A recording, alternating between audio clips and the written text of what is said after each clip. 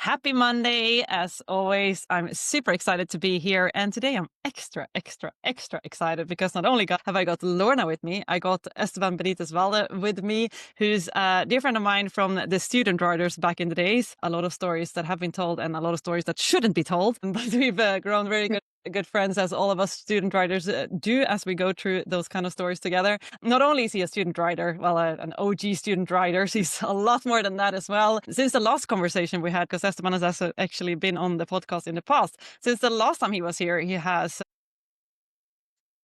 realized his dream of riding the Olympics. Not only has he done that, he has also gotten himself a silver medal in the Hamburg Derby, when those are two big events that we're obviously going to talk about in all detail today. He's also achieved a lot of other big things, trained a lot of cool horses to the top of the sport.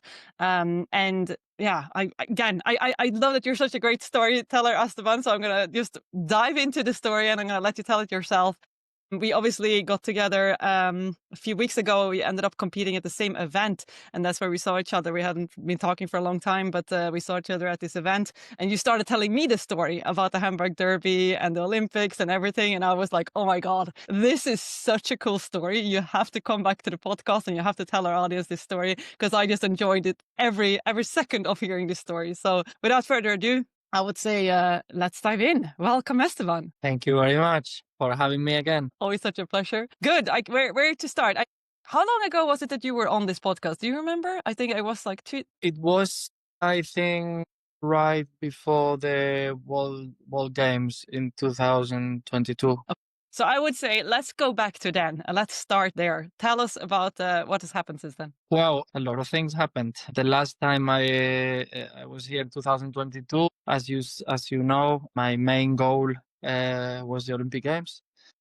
In 2023, we had to do really a lot to get the qualifying. We tried as a team in Nation Cup, and we compete in several Nation Cups all around Europe, and it didn't work out. At the end, we don't have enough riders in Spain to be able to qualify. So I end up competing individual. I got the points as an individual rider.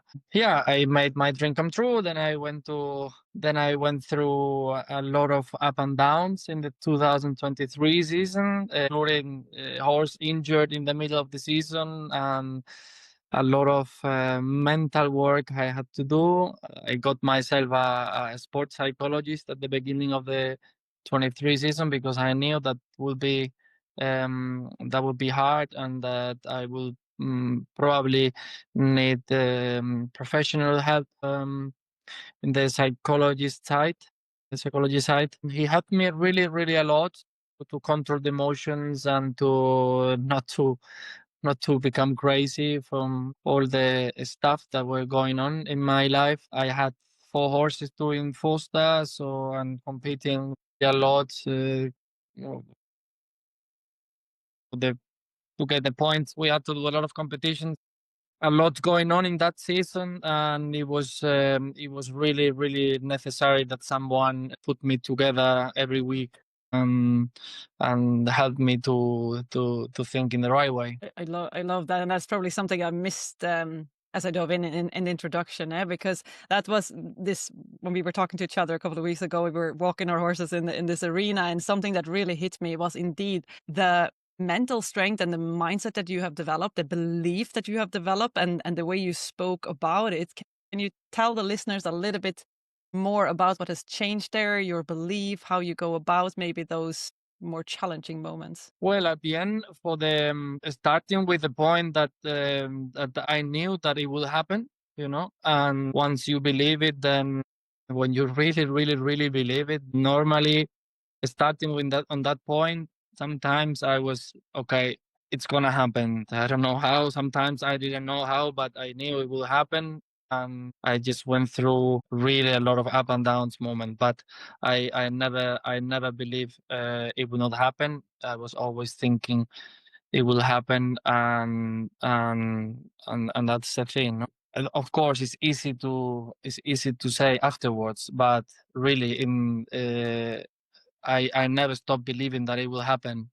And once you have a goal, I think the best thing is to start thinking it's going to happen. Now we have to make it possible, but it's going to happen, and stick to this idea. I love the certainty in which you speak that out, because like you say, like we're after the facts now, and it has happened and we know that, right?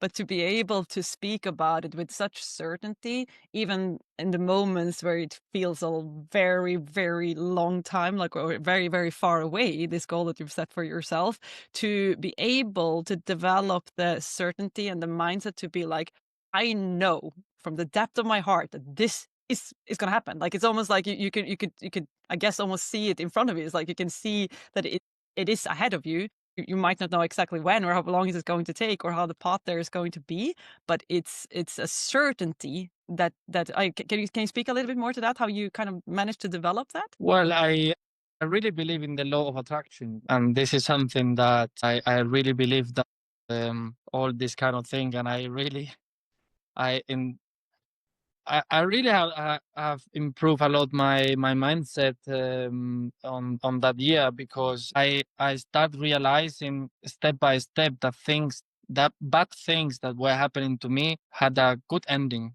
you know. And every time that something bad was happening, I was thinking, okay, something good will come out of it. I mean, I think I was lucky to be able to realize of those things, because some people who have problems and they stick on having problems, and then they don't see the positive side. I think we have to always find the positive side out of everything that happens. And yeah, as I said, it's difficult sometimes, and I have a lot of friends that have the same, not the same situation, but very similar. And I always say, like, everything bad that happened to you probably comes something good. And I really believe that everything happened for a reason, and all those things help me to keep this line. But sometimes it's not easy, but yeah, it's a work that you have to do in your mind, to work yourself, work and your mindset. Yeah. Can I just ask a question? When obviously I don't know you at all, when you got the sports psychologist, was that because you were in a bit of a down dip, or was that because you'd set your goal and you were like, I am going after this no matter what? At what point did you reach out and think, okay, like I need a little bit of help here? No, I was completely okay. I just thought I wanted to improve in a lot of phases of my life before the 2023 season, and and one of the things that I thought of at the moment, I didn't need it, no, but I thought maybe I need it in the middle of the season help. So it's much better when I start now. And so I try to be as good as possible, and be prepared before everything happened. No, but no, I was completely okay. It was only that I wanted to be better, and the psychology was something that I heard a lot about it. So I thought, why not? I think that's super cool, because a lot of the guys that we work with, they wait until they really need it before they reach out. But I love how you were actually preparing your mind already for the next again season to make sure you're top of your game and you're ready for it. Yeah, because that's the thing, that people wait till you have a problem to Yeah. to find the solution. I was thinking that I might not have time to find the solution. So I was trying to prepare myself in the winter before the season started as good as possible, and try to think, well, okay, what can I get better? Yeah, about the psychology, I knew that it would be a very hard season, because when I made the calendar, I was thinking, what the hell, there was in May 2023, I did, I think, 4-star. Every week I had a 4-star nation cup. I had the nation cup in England, in Chatsworth. I have another competition, 4-star in softball. I had another one in Stregom. I had several ones. When I planned the season, I thought that would not be easy. So that's why I found a sports psychologist. Seriously, well done for having 4 horses at that level. So let's just not let that pass by, the fact that you had 4 horses at 4-star level like that. That's pretty epic in itself. Yeah. Yeah, really good. And I love that curiosity, as you say. The way you speak about it, it was like you've heard about it, as if there's something there that could add, like, not only a marginal gain, but that could actually help me be even better. And you're just going after it because it's like, I'm not going to leave any cards unturned. Like, I'm going to do whatever it takes to actually get me there. So and what Lorna said as well, I think it's really cool of coming from that place. Yeah. It's like, I'm going to use this to actually be even better than I already am, rather of like, I'm being a wreck right now and I need to get out of this black hole, and I'm going to call up a mental coach or a sports psychologist because it's so hard right now. And I think a lot of people wait too long until they really deep down that black hole before they actually reach out. So I love the way that you did that instead. You're like, I can see an opportunity here to get even better. I think as well, when I listen to Esteban, he talks like not just like a rider, he talks like a sports person. Like if you look at any other sport in the world, those guys have that support. They train their mindsets. And for some reason around riders, we wait till we're in the shit before we reach out for help. And I'm not sure why that is, because when I listen to Esteban, he does sound like he's like a footballer, a golfer, you know, a cricket player, like whatever that looks like. They're always looking for those tiny marginal gains that are going to make them better, that are going to make them better and get them to the top of their sport. I think that's super cool. Yeah, exactly. I mean, if you have a goal, you have to see in what aspect you can get better. And in the winter, I always recap everything, and I realized that in the past I had problems with. Sometimes I compete 3 horses, and maybe the first one is not going well, and then I realized that. The next horses were not so good because I was thinking about the first one. Those things I thought maybe I can get better, and to be able to lift to be more concentrate on the moment and be able to manage 100%. And yeah, I got it. I have to say, I got much better thanks to him. I'm very grateful for this guy. He had really helped me a lot. What would you say the one thing was that he helped you with? Obviously, like you're looking for marginal gains, you're looking to be present with every horse. I guess leave that ride behind, step on to the next one with a fresh mindset where you can totally connect to that horse. Is there one thing that he really helped you with? A Or lot of lots? lot of things, like the first thing is because when you are in a competition, I realized that the mind starts finding excuses every time. Or for example, you go to a competition, and then because you are not because you are nervous or whatever, then you start thinking, oh, is my horse fit enough? Or maybe I'm not gonna go so fast because I couldn't gallop, and those things. And I remember that he told me, like, believe in the process, believe in all the work you have done, and stop thinking suddenly I couldn't train last week, or maybe my horse has not been fit the last 2 days, maybe he's not feeling good, or I don't know, things that the sport people the sport we think when we are nervous, and try to go through it and thinking, okay, I have done the job, I have done the work. Now we're in the competition, now we're in the game, now we're gonna try 100%. And if it works, super, and if it doesn't work, we try again. But now we are here, and now we work, and now we go 100% for it. And I guess that's not only a trust in yourself, but a trust in your process. Because I know exactly what you're saying. Suddenly you go to do a long for the first time and you're like, my God, this horse has never galloped for this long. And what if it doesn't last? And what if? And then before you know it, one thought has kind of popped you on another train, another train, another train. And before you know it, you've told yourself some great big story. So I love bringing it back to, it's like we talked to him, we had another guest on before, and always take it back to that first thought. Is my horse fit enough? Yes, well, I've done all the work that I can to the best of my ability. We've missed a couple of days. It's not the end of the world, so let's just get on and, I guess, do our job. Yeah, I mean, if you do a lot of months of training or weeks of training, and you miss the last 2 gallops at the end, normally all the work is done, Yeah. Depend on the horse, of course, but yeah, there are a lot of the mind start thinking excuses, and we have to really control those negative thoughts. And then I also, something that I realized is negative thought, no, that the mind start doing it alone. So we have to he was telling me this thought has to come to your mind, you have to say hello, and you have to say goodbye. You have to accept that this kind of thinking it's coming. You have to be able to realize that this is a negative thought. Okay, it's here. Hello, goodbye. I keep going with the, and beforehand, when a negative thought came to me, I was going through it and so on. And now I realize, okay, this is coming here in my mind. It's okay. Good, choose. Bye bye. We keep going with the work. And to be able to realize, about all the negative thoughts. I think that's so cool. And actually, I was chatting to somebody the other day, and I think I can't remember who it was, but it told me this really cool thing. It's like turning on your TV. Like your thoughts are always there. Like the TV's already there, always there, and you get to choose. Like you can watch the horror movie and you can engage in it, or you can actually watch the rom-com or the drama or something that feels good that is actually going to take you on the journey that you want to go. Whereas if we choose every single time to engage in the horror movie, then it is actually only ever going to take us one place. Yeah, and the thing is that everybody and everybody have negative thoughts, and every spotlight has the same. But then you have to decide if you stay there or you 100%. move Change on. the channel. But every single person have the same, because sometimes I was thinking, how is it possible that this person is not getting nervous, or this person is not having, about Rafael Nadal or Novak Djokovic, these people that lose a point, and they come back suddenly. And yeah, everybody has these thoughts.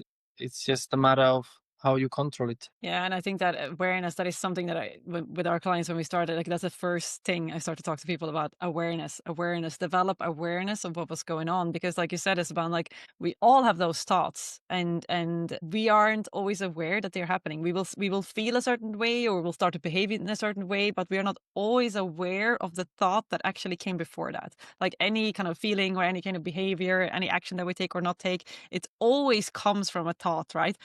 And I think the first step indeed in any kind of this work is to create awareness of what actually goes on, to slow your thoughts down, as I say, and recognize what are actually flowing through my head, and assess, like, are they positive, negative, are they helpful, or are they unhelpful? And then make that conscious choice, which you Yeah. then can, if you have that awareness, to whether you're gonna let them go or if you're gonna hook onto them. Yeah.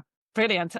Cool. Before we get stuck, like this was a very, very interesting sidetrack, but let's continue in your journey. Where did we go from here? So the 2023 season, it was really, really busy. All those different competitions on the schedule. What happened? Well, I end up having very good results. I have been several times placed Foster, then I got the points, and I up first of the world ranking list of the course, excluding the riders who were already qualified. So I got my spot together with another Spanish rider, also a very good friend of mine, who also got the spot, and we were dreaming to the Olympic Games for the last 20 years. So it was very cool that we went there together. In the 2024 season, that was also very hard for me because I had 3 horses qualified. One, the owner decided had to be sold, so it got sold in the winter, and then I had 2. And in May, I was on the lead on a 4-star with one of them. And in the second last fence, we had a fall, and she got injured in that fall. She literally cut the tendon. She cut the tendon. We land on top of a brush. She jumped one stride earlier, and then we land on top of a brush, and one of the sticks went through the tendon. So it was horrible. It was like a horrible movie. They put the curtains and took the man on the trailer, and that was also a very hard time for me because suddenly I only had 1 bullet for the Olympic Games. Not only this, also because the owner was a very good supporter of mine, and she also had a bad time because the man was obviously out of the sport. So with only 1 bullet, then at the Spanish Federation kind of, well, I will not say that, but I had to go to Spain for the Spanish Championship, 32 or 33 degrees on a hard ground.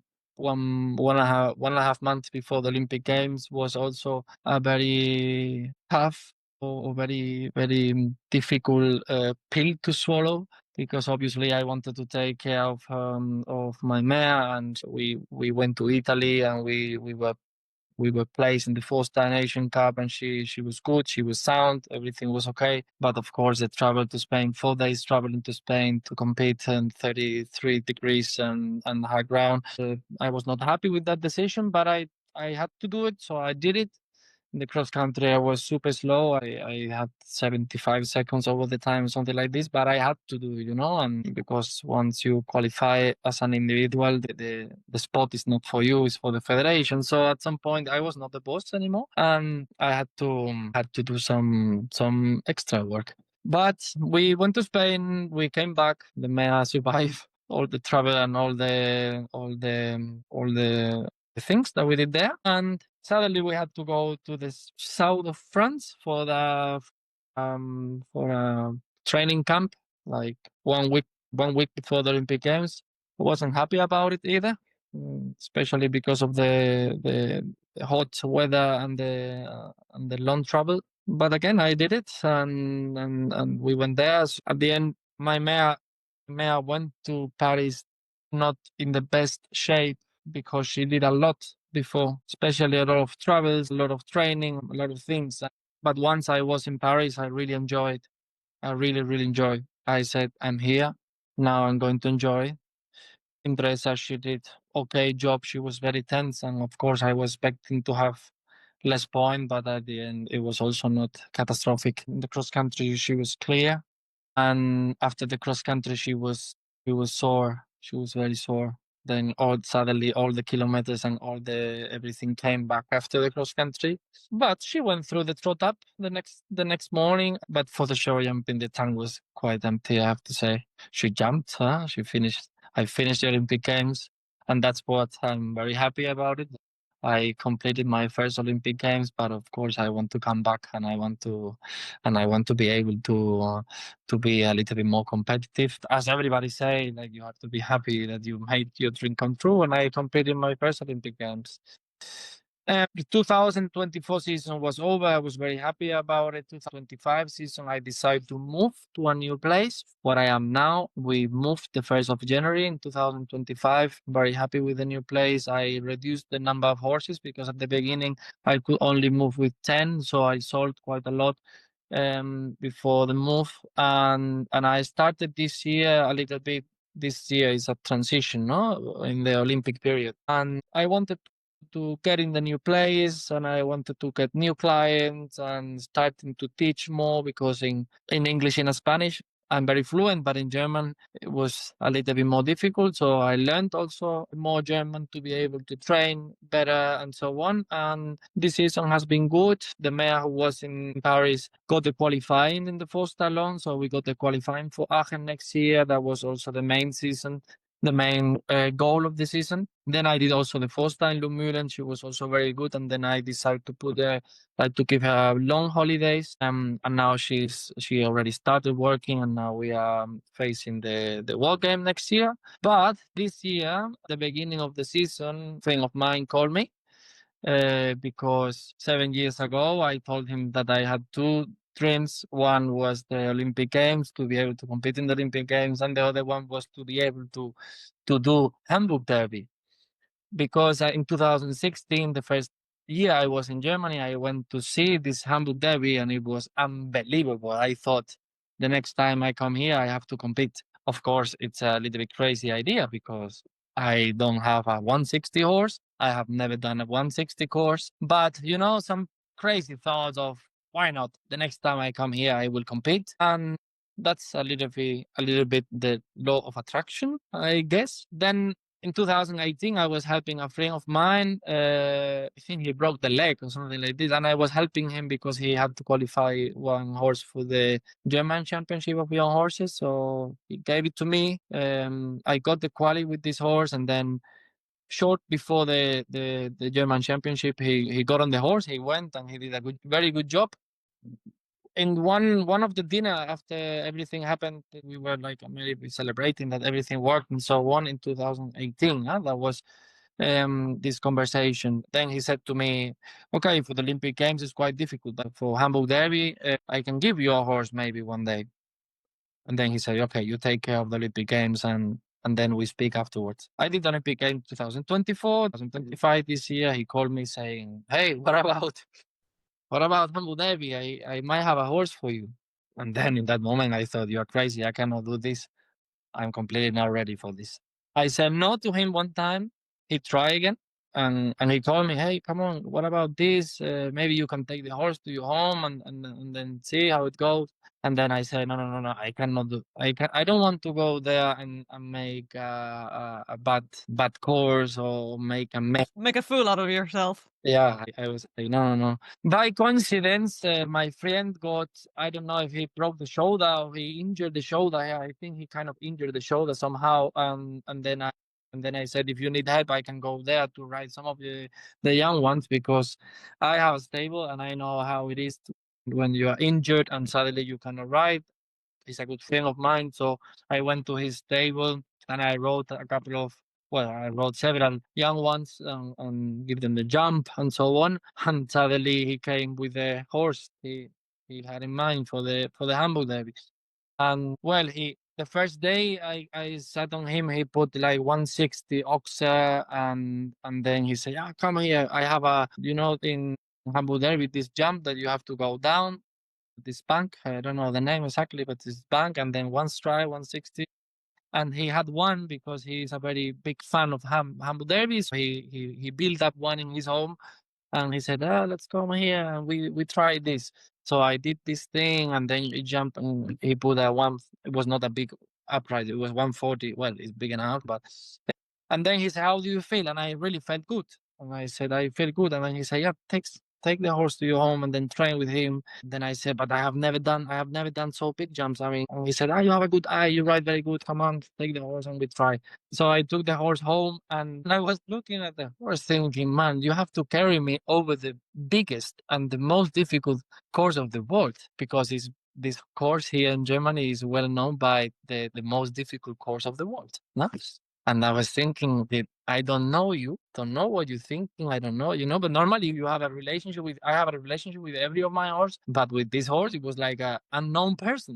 It's like suddenly someone that I take from the street and say he has to help you to do something really crazy and something very difficult that you have to really believe and you have to really know the person. Well, I had the horse in my hand, look at him and said, we have to get to know each other. I rode him every day. I went a lot of hacking. I spent a lot of time with him in the stable. So I tried to become his really good friend and to get to understand him better and better and better every day. And when we did like 3 times 140 competition, went well. I had in all of them one down, but very good feeling. I was very happy to be able to jump that big for the first time in my life. And then it came the week of Hamburg Derby. And the week before Hamburg Derby, I was planning to compete in another derby, but they didn't allow me, because in Germany you have to have a high rank. The license, they are numbers 1, 2, 3, 4, 5, 6. So you have to be ranked the license number 1, and I was number 3 in jumping. As I don't compete in 150, 145 classes, I don't have the highest ranking in the license. So they didn't allow me to compete there. But the day after, I went with the owner of the horse to train in that course, and I had a really good feeling. Then came the week of the Hamburg Derby, and I was like, okay, for me, I go step by step. First, we do the first quali, and for me, I was very relaxed with the idea of, if I'm not good enough, I will not be in the final day finish. So I was going step by step. That was something that the sports psychologist told me, like, go step by step. Don't think about the final day, just step by step. So the first quali went very good. I had one down. The number 2, it was a normal oxa, but the rest was very good. Then the second day, it was more difficult. 150, it was the first time I did 150 in my life. And it was really good. I have to say, I had also one down, but it was a very light fall. And then suddenly I was one of the favorites, and this really made me crazy, because I was like, okay, I prefer that nobody knows me. I come here, like I try to do, and if I make a mess, it's okay. The crazy event I tried and it failed, finished. But suddenly, after the second day that I was placed, and suddenly everybody was like, "Oh, you are one of the favorites." They put me at one of the last riders on the final day because like. And this idea that was difficult for me. Yeah, suddenly I was very happy to go there as someone that nobody knows, and suddenly I became one of the favorites. So on the final day, I had so clear that I would do a clear round. I didn't know how, but because the Hamburg Derby, the course is always the same. I don't know how many years, but it's always the same. So I watched the last month. I was every day, every single day watching again and again and again different riders. Also, this horse did the year before the course, so I wanted to know how he react in every fence. And I had the course so good. I studied every single jump, and I went through my mind. I had the perfect idea of how to do everything. I never in my life prepared so good for a competition like in Hamburg Derby. Mentally, yeah, mentally. And then by walking the course, it was also difficult to concentrate because the stadium was full. The stadium was full. Walking the course, knowing that there are thousands of people looking at you, is different than walking the course alone in a normal 3 or 4 star that is not many people. It's difficult. It's another situation. And suddenly, I had like the feeling was like you have a lot of people around you looking. So so I really had to concentrate on that walking that course, and I really had to stop looking at the stadium. I had to focus on every jump, and then I walked the course. After I walked the course, I stay in the middle of the arena of the stadium, no, of the big, and I closed my eyes and I started to do the course. I have never been so concentrated in my life. I promise you. And then I actually have some videos that the people were taking while I was doing like I was riding exactly every single fence. I knew that I would be clear. I knew what I will do after the last fence. I wanted to look at the screen to make sure that I was clear, not that maybe one down fell and I didn't realize something like this. And I knew what kind of track and I knew what kind of celebration I will do. It's very crazy. It's really very crazy. I have never done 160 in my life. But I was so concentrated on that competition, like my world completely stopped.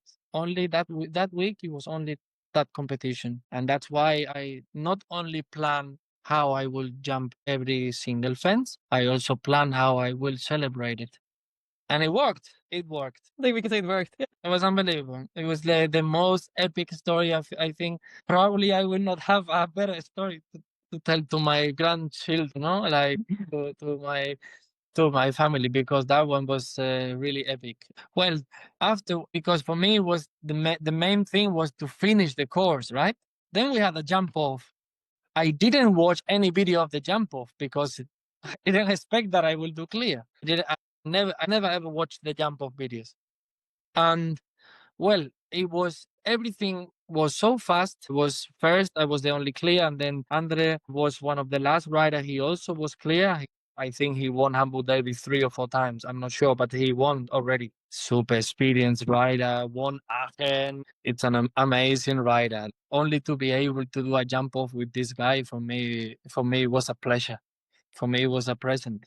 And I went to the jump off and I really enjoyed the jump off. I was smiling, I was sad. For me, my job was like, I did my job. Now I'm going to enjoy it.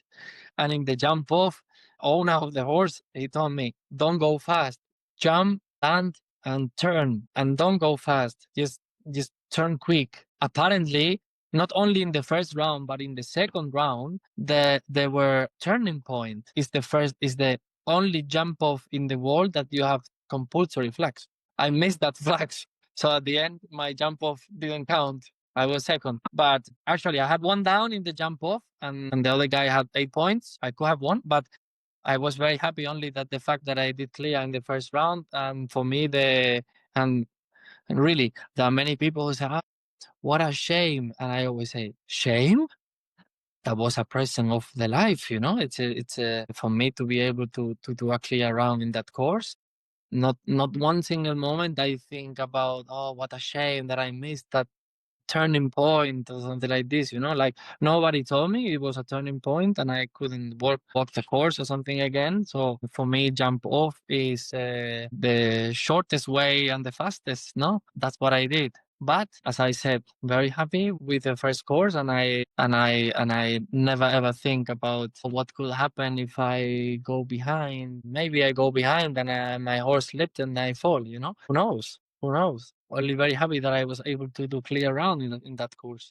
And I think this yet again is a testament to your mindset, right? The fact that you can look at that and be like, look, this is a gift, this is a present. I still remember, like, I was watching this on Clip My Horse, and I remember you were sat when you jumped your clear round, and you were sat. You have this place where you get to sit and watch the other competitors because you're clear, I think. And I still remember seeing your face. It was like a mix of like, I seriously cannot believe that this is happening, but at the still time, like, pure joy. I was all the time, like, afterwards, I was all the time like, it cannot be that I did that. It cannot be possible. How did I do it? I was like, what the hell? What did I just did? You know, like, suddenly everybody wanted all the cameras and the people autograph. It was unbelievable. It was really unbelievable. I was never in that situation. Never ever. Like, I thought in the Olympic Games, it was really cool, but this with Hamburg Derby is another level, completely another level. Completely another level. And something that I forgot to say, in the warming up, I started creating a tunnel where it was only the 2 ears of my horse and me, and I created the tunnel because it helped me a lot that in the warming up it was full, completely full of people watching.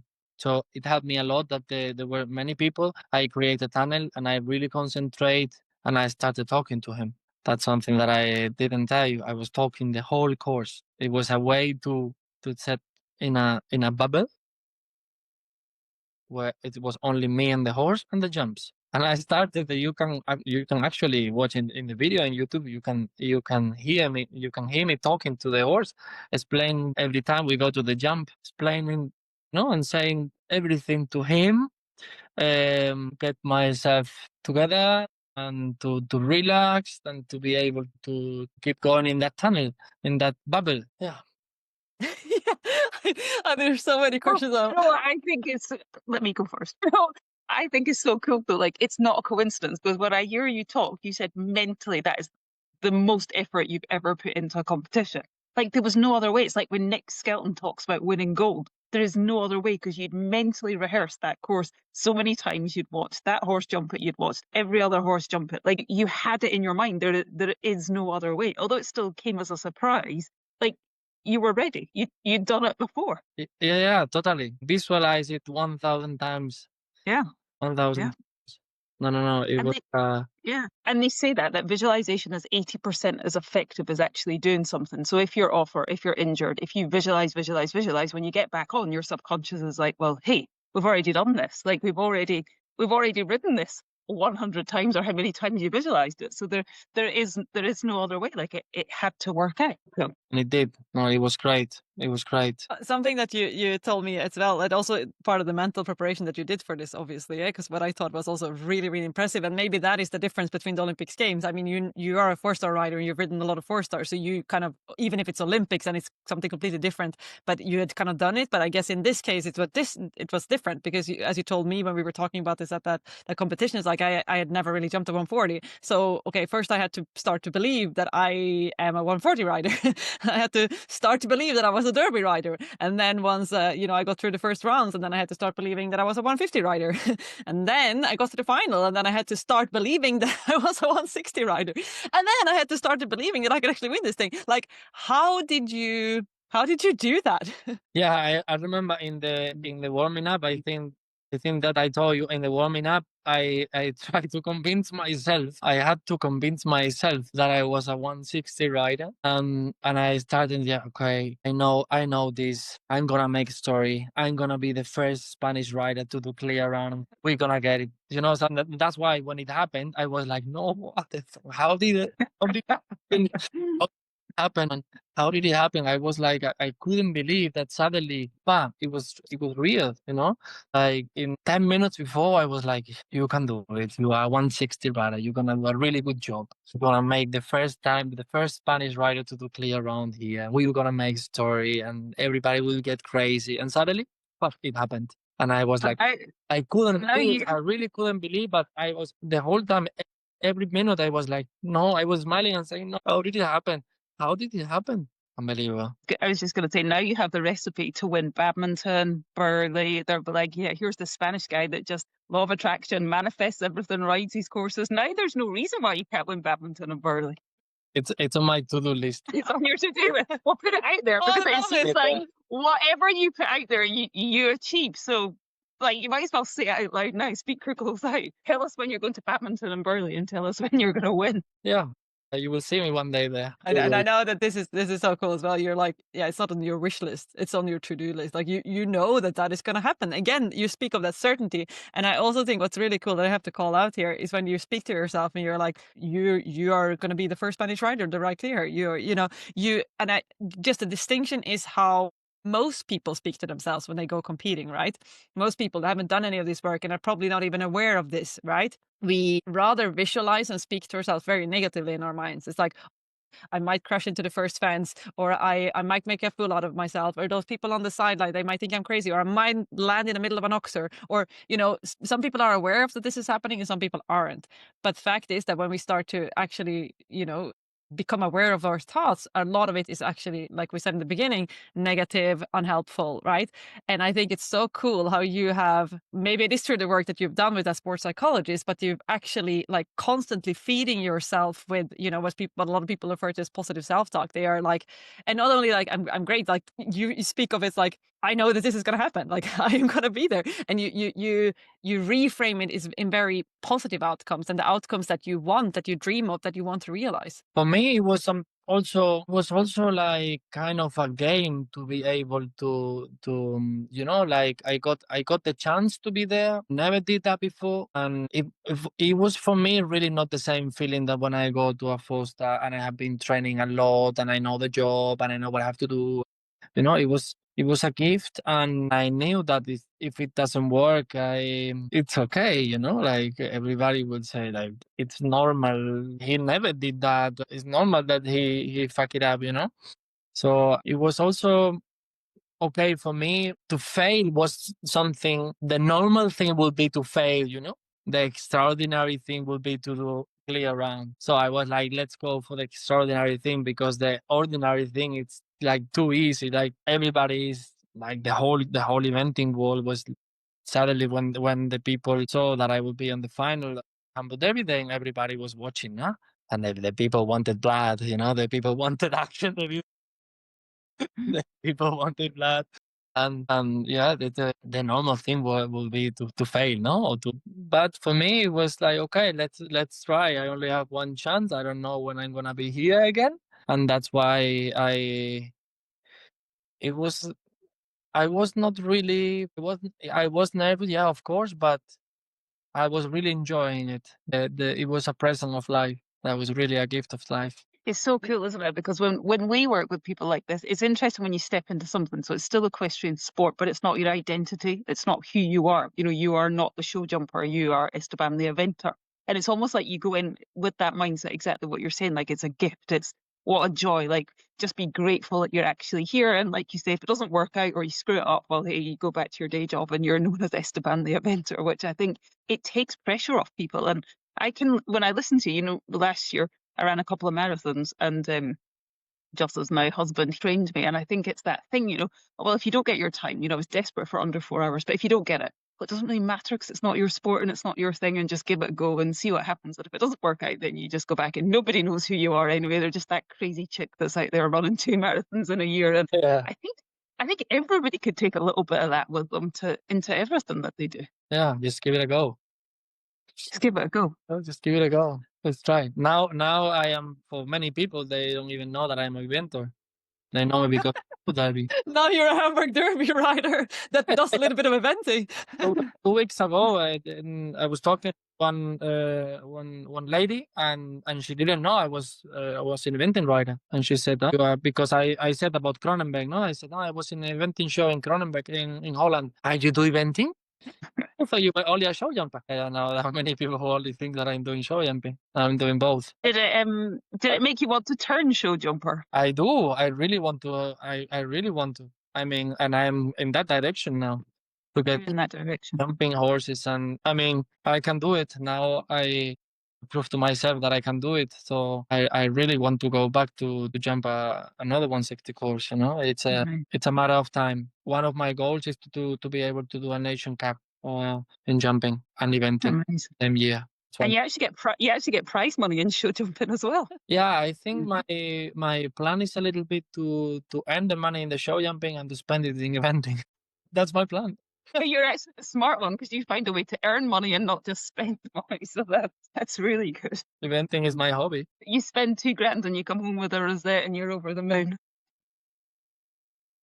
That's incredible, and I love that. But I still love that you're talking about ride a Nations Cup in the show jumping, but still ride a Nations Cup in the eventing in the same year. And the funny thing is now just hearing you speak about this, and again you speak with such certainty. I'm just like, okay, yeah, I just know that that's gonna happen. Like the way you speak about it, it's just like, yeah, that's gonna happen. Like it's a matter of time. Because it's going to happen. Yeah. It's incredible. Yeah, go ahead. It's a matter of time. It's a matter of time. Yeah, you will see. You will see. I make it. Otherwise, look, I came to Germany. It's very cold here. I have to believe. If I don't believe, what the hell, you know? It's already dark here. It's dark here too. And cold. Something I want to just touch upon before I forget, something you've spoken a lot about, that you see it all as being a gift, that the Hamburg Derby was a gift, that it was something to be very grateful for, like a present, like present of life. I think you the way you described it. And I feel like also, like, I've obviously followed your journey, and I remember when you finished your dressage test as well, and even if you say, okay, I might have left a couple of marks here and there, and the horse was a bit tense, but I still remember until this day how you finished and you made your halt in the dressage test, and it was just, there was no fake smile, if I put it that way. You were just so intensely happy that you were there. You were in the Olympics. You were part of the experience. It just radiated around you, and like I can't even put words to the energy that you radiated at that moment. Was that like the same thing, that you were able to see it as that gift and appreciate it for what it is? Of course. Because I was for so many years thinking that I will be very happy when I cross the center line, you know? Of course, when you cross the center line at the beginning of the test, you cannot celebrate anything. So at the end, for me, when I finished the dressage test, I was extremely happy. And I celebrated like I did 20. In fact, the whole crowd was crazy, and they were all celebrating that I did an okay test. But I was super happy. I was super, super happy. One of the happiest moments of my life, I have to say. What can you say? Because this is something that I find is very unique to you, Esteban. I mean, you always have that smile on your face, and you seem to always be able to enjoy whatever is happening. Like you seem to be able to find a way, and you obviously spoke about this a little bit in the beginning also as well, how you can see that everything is happening in your benefit, and you can see the positive in anything. Has it always been like that, or is that a skill that you have developed? No, well, it's not always like this. Sometimes I'm very pissed off, but I still don't make with my body things that are not helping myself, you know? I still try to come back with smile, or even if I can just say a joke, I can say, you know, because sometimes I'm also frustrated and pissed off like everybody. Yeah? But sometimes I try to fake to myself, you know, because this is energy. It's a constant energy movement. So I might be really pissed off after dressage but when I see Jocelyn, you are my long time friend, so I still smile to you and I ask you how you are, how is your horse, and if you ask me how was your test, I would say it was shit, but we keep going, you know. Oh, you always end up with a smile on your face. The same I do, and this I learned. This I learned from Rafa Nadal because he never broke a racket or something like this. And he one time he said, because a journalist asked him why you never break a racket, and then he said he will not do anything that is not helping his emotional state, and of course, or to have a bad a bad face like or something like this. He tries to stay always in the same line, and I learned from it. I really like a lot his mindset. Rafael Nadal, the you know him, not the Spanish tennis player, and I follow a lot, and I follow since I am a kid his way and his journey. So, and I really like how his mental strength, and that's why I try not to do so. Of course, some time comes, but I try not to do so many things that it's not helping to my emotional state in the competition, right? At home sometimes. At home sometimes it's catastrophic. I have some really bad days, but also at home I try to control. But it's easier to control in the competitions for me. I have to say. And to someone, because you obviously see a lot of riders that are having a challenge with this, right? That come out really disappointed or very upset or very emotional or crying or being angry or frustrated. Like, what's something that they can do to go to a more helpful way of coping with it? Look, is this completely normal? It's completely normal to be pissed off, and I am also pissed off. And it takes me. My wife knows it. It takes me some time till I am, but I move on quite quick. I have to say, but I kind of go in a hole, like you finish the test, but I'm able to smile to someone, to not only for the other person, because also the energy that if you go to your test, I try to give you also a good energy because I want you to be good, or not only you, but another ones. No, I want that the people feel good also, not only thinking about me. That's also something that I really care, that I really like when not only works for me, but when works for everybody and it brings me happiness. And it's normal to be completely pissed off, but if they can still smile, if they are able to only fake a smile to someone after have done a really bad test, it's already something. It makes something. It makes something. I love how you talk about that it is energy. And I remember also, we haven't touched upon that story, but I think I was doubting it for sure, but I think we need to touch on that story now. And you spoke about during the Hamburg Derby, talking about this thing about giving energy and receiving good energy back. The story about the homeless guy. I forgot about it. Yeah, that's why I was like, when they're talking about giving and receiving energy here, I think you need to tell that story as well. Look, from the parking of the lorries till the competition place, we had to go through a train station. In the train station, there was homeless playing the violin every day, and I was thinking how good he plays. He plays amazing, and nobody give him attention. I stayed one day there listening at him, and then I gave him €1. I really connect with this guy, I have to say. Yeah, I'm really sad that I cannot speak with him again. Then every time I was going to the competition play or to the lorry, I had to go pass by this guy. So at the end of the competition, we were my friend. But every time I was giving him €1, €2. And the final, suddenly he was my lucky charm. The final day, I came with my Spanish helmet, Spanish team jacket, and I gave him €10. I don't know if I gave him 10 or €20. I don't know.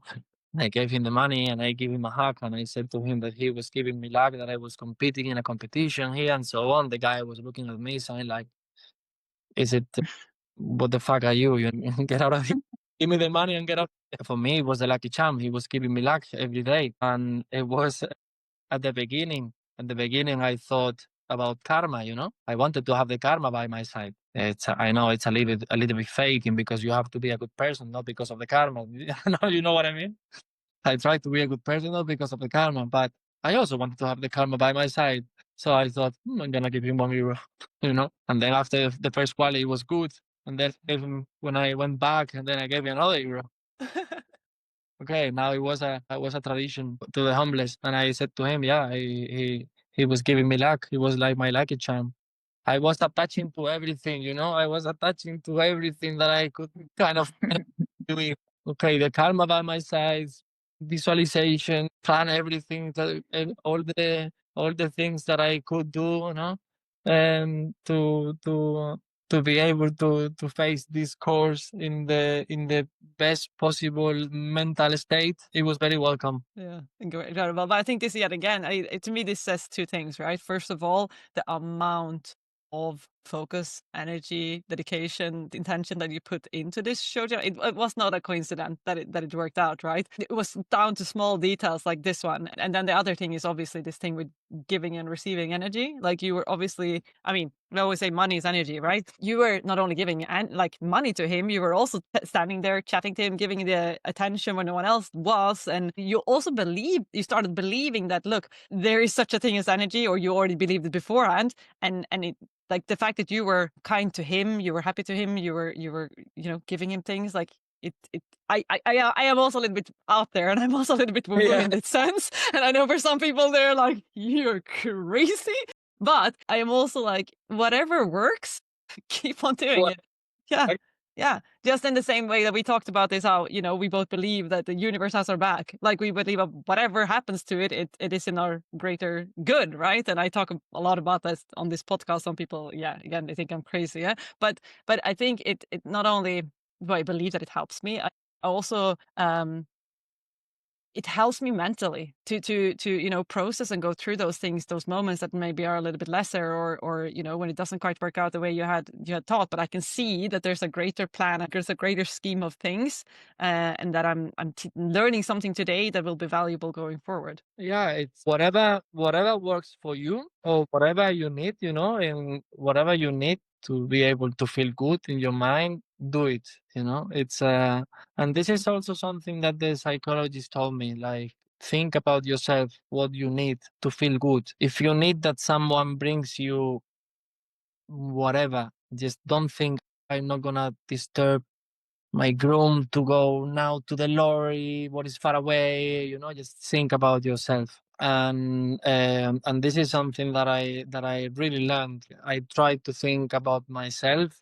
Also, I don't have, I try not to have stupid things, no, but sometimes I think, oh, maybe I need a bigger sport. And I think about it because the horse is suddenly, I don't know, maybe it's a little bit lazier or something like this, and I need some sharper spores. And then I think, I'm not gonna bother now my groom to go. It's raining, to go to the lorry to pick up the spores that she doesn't even know what it is. Like I was like, and then I finish a test and I think, I should have taken the other spores, man. Why am I like this? And now I do it. And now when I think I need this, I say, yeah, I'm sorry to bother you, but can you go to the lorry fast, as quick as possible, and take the whatever I need, whatever I need that make me feel good.